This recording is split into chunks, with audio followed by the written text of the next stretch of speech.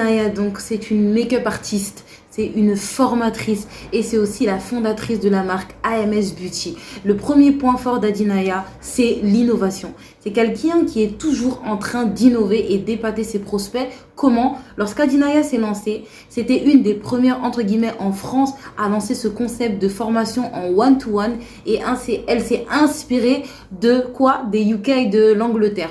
Ensuite de ça, Adinaya, une de ses forces, c'est qu'elle s'est spécialisée au début dans les peaux noires et métissées, donc dans le maquillage des peaux noires et métissées, parce qu'elle s'est rendue compte que les gens n'étaient pas assez formés sur ça et donc ça lui a permis de tout de suite se démarquer de la concurrence. Maintenant, à côté de ça, Adinaya, vous pouvez voir que même dans sa communication, elle s'est énormément développée. Quand vous voyez son Instagram avant et aujourd'hui, on sent qu'en fait c'est quelqu'un qui n'a pas froid aux yeux, c'est quelqu'un qui a envie sans cesse d'améliorer, de faire mieux.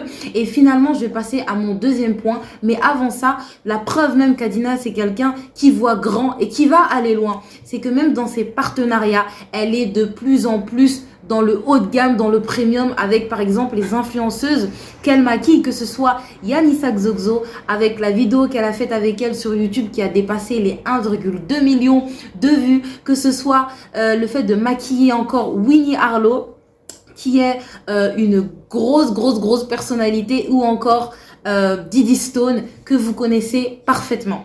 Deuxième point, Adinaya s'inspire des grands. C'est pas quelqu'un qui est là à s'inspirer des gens qui sont au même niveau qu'elle. Non, elle s'inspire vraiment des marques internationales et ça, on le voit bien dans sa communication. Je vais vous montrer le feed de AMS Beauty et le feed de la marque de Kylie Jenner pour vous montrer comment Adinaya, elle est en train vraiment de taper fort, elle a envie d'être dans du haut de gamme et de vraiment épater ses abonnés. Finalement, je vous dirais qu'Adinaya, c'est quelqu'un qui n'a pas froid aux yeux. Elle touche le marché américain, elle touche le marché anglais et elle touche vraiment l'international et on sent elle est qu'au début en fait de son ascension. Finalement, Adinaya, c'est aussi un marketing puissant. Sa communication, elle est vraiment dirigée et elle est correctement faite pour toucher les bonnes clientes.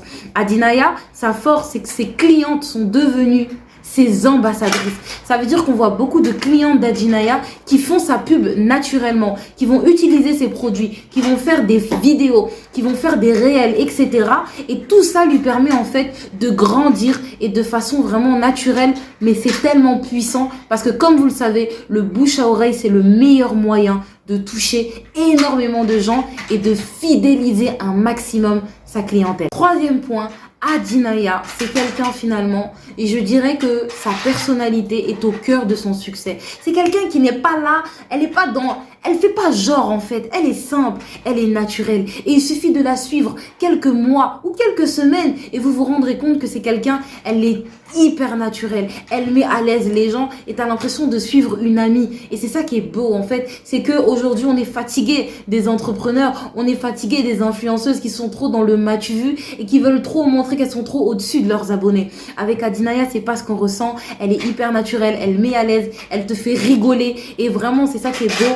Et elle a gardé en fait cette humilité qui fait qu'en fait tu as envie de la suivre, tu as envie de kiffer tout simplement et tu as envie d'acheter chez elle parce que tu te dis c'est fou tout le cœur et l'amour qu'elle met dans son entreprise.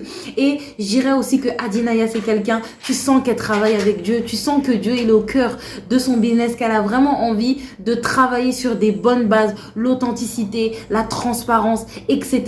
et qu'elle a envie de bâtir son empire. Avant d'aller plus loin, abonne-toi maintenant si c'est pas fait car le prochain épisode sera sur Coach à Monde Chic. Je vais te dévoiler quelles sont selon moi les 3 clés de son succès. Finalement, si tu es une entrepreneur, comment tu peux t'inspirer d'Adinaya? Premier point, n'aie pas peur de voir grand. N'hésite pas à aller vers l'inconnu car finalement, Adinaya, c'est ce qu'elle fait sans cesse. Elle va vers l'inconnu. Elle n'hésite pas à sortir de son marché de base qui est la France et de toucher un maximum de monde parce qu'elle sait que ses produits sont de qualité. Deuxième point, je te dirais, n'aie pas peur de la concurrence car ta personnalité te permettra de te différencier. Tu n'as pas besoin de copier tout le monde. Tu n'as pas besoin de faire comme toutes les autres.